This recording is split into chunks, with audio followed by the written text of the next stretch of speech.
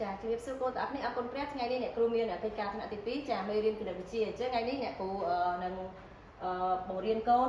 អំពីចាប្រដាប់វាស់ប្រវែងចាអញ្ចឹងថ្ងៃនេះយើងមានឧបករណ៍វាស់ប្រវែងចំនួន4ចាអញ្ចឹងឥឡូវកូនទៅមើលជាមួយអ្នកគ្រូចាអញ្ចឹងកូនមើលនេះឧបករណ៍ទី1នេះគឺវាមានឈ្មោះថាម៉ែត្រសម្ពុតចាម៉ែត្រសម្ពុតកូនចាហើយឧបករណ៍ទី2នេះមានឈ្មោះថាម៉ែត្របនបន្ទាត់ចាហើយឧបករណ៍ទី3គឺមានឈ្មោះថាម៉ែត្របត់ចាឈ្មោះវាគឺម៉ែត្របត់ហើយទី4នេះគឺឈ្មោះថាម៉ែត្ររុំចាអញ្ចឹងម៉ែត្រទាំង4នេះគឺចាវាមានរូបរាងខុសៗគ្នាប៉ុន្តែវាមានតួនាទីសម្រាប់វាស់ចាវាស់វែងវាស់ប្រវែងដូចគ្នាចាអញ្ចឹងឥឡូវអ្នកគ្រូសូមបញ្យល់ម្ដងមួយណាចាអញ្ចឹងតើតើនឹងម៉ែត្រទី1នេះចាម៉ែត្រទី1នេះគឺម៉ែត្រសម្ពុតអញ្ចឹងម៉ែត្រសម្ពុតនេះកូនគឺជាម៉ែត្រដែលជាងកាត់ដេរជាងកាត់កៅអៅអញ្ចឹងគាត់តែប្រើជាប្រចាំសម្រាប់ការងារប្រចាំថ្ងៃរបស់គាត់ណាចាចឹងពេលដែលកូនទៅកាត់កៅអៅកាត់ខោទៅកូននឹងឃើញម៉ែត្រមួយហ្នឹងហើយដែលជាងគេនឹងទាញយកមកវាស់សម្រងខ្លួនយើងពីលើចុះក្រោមចាចង្កេះយើងមានទំហំប៉ុណ្ណាចាហើយនឹងនិយាយទៅម្ដងខ្លួនយើងដែលយើងចង់កាត់កៅអៅកាត់ខោហ្នឹងហ្មងអញ្ចឹងម៉ែត្រទី1នេះមានឈ្មោះថាម៉ែត្រសម្ពុតមានមុខងារចាសម្រាប់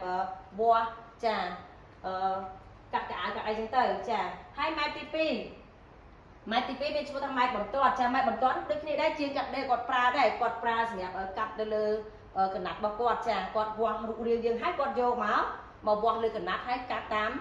លេខដែលគាត់វាស់បានទំហំខ្លួនរបស់យើងចាអញ្ចឹងគេហៅថាម៉ែត្របន្ទាត់ចាអញ្ចឹងជាងកាត់ដេរគាត់ប្រើនឹងដែរចាហើយម៉ែត្រទី3របស់យើងគឺម៉ែត្រ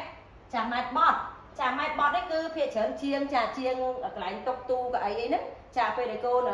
ទៅកូនទៅមើលទៅកូននឹងឃើញថាគាត់ប្រើម៉ែត្រមកនឹងសម្រាប់នឹងវាស់ចាកាលណាយើងចង់ធ្វើតុកទូកៅអីគឺយើងត្រូវតែមានម៉ែត្រសម្រាប់វាស់បដោយទៅតឹងចង់បានប្រវែងណាមានថាបដោយហើយនឹងបដោយឆ្វេងស្ដាំត្រូវស្មើគ្នាចឹងទៅចាអញ្ចឹងមានថាប្រវែង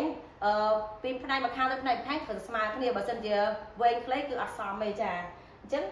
គេយើងប្រើម៉ែត្រមួយនឹងឯងសម្រាប់ជាងណាចាជាងតុកទូកៅអីហ្នឹងចាហើយម៉ែត្រចុងក្រោយម៉ែត្រទី4គឺម៉ែត្ររុំចាម៉ែត្ររុំកន្លែងនេះគឺតកតជាមួយជាងសាងសង់ផ្ទះអីកូនចាកូនដែរឃើញពេលដែលគាត់ធ្វើផ្ទះគាត់តែយកម៉ែត្ររុំហ្នឹងមកវាស់ចាប្រវែងថាយើងចង់ធ្វើផ្ទះយើងហ្នឹងប្រវែងប្រមាណម៉ែត្រចាអញ្ចឹងគេចាប់ដើមវាស់អញ្ចឹងគេវាស់បដោយតឹងម៉ានបដោយម៉ានម៉ែត្រទៅតឹងម៉ានម៉ែត្រអញ្ចឹងទៅហើយវាស់ឲ្យស្មើគ្នាទៅចាខាងឆ្វេងបដោយម៉ានខាងស្ដាំក៏បដោយប៉ុណ្ណឹងចាទៅតឹងដូចគ្នាចាដើម្បីផ្ទះយើងធ្វើទៅស្អាតកាលណាយើងអត់វាស់ទេគាត់តែស្មានផ្ទះយើងធ្វើចេញមកគឺវាអាចវែងខ្លីទៅអត់ស្អាតទេចាអញ្ចឹងគឺជាង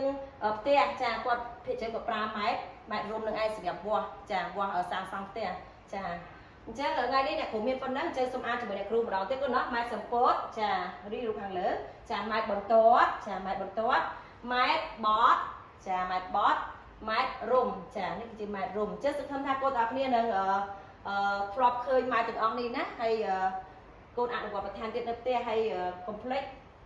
អនុវត្តបន្ថែមទៀតនៅផ្ទះជួយកូនទាំងអស់គ្នាកាន់តែយល់មេរៀនថ្ងៃនេះកាន់តែច្បាស់ទៀតអរគុណច្រើនសូមប្រាប់ទៀតពរគុណជម្រាបលា